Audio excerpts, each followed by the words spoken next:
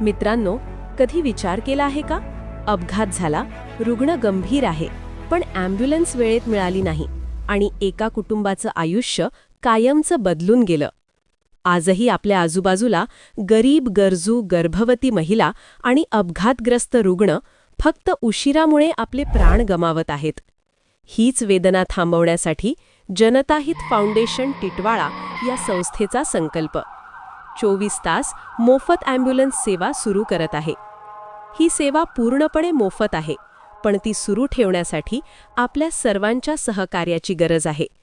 आपल्या इच्छेनुसार दिलेली छोटी मोठी मदत आज कुणासाठी आधार ठरेल आणि उद्या कदाचित तीच मदत आपला किंवा आपल्या माणसाचा जीव वाचवेल. ही देणगी नाही, ही माणुसकी आहे.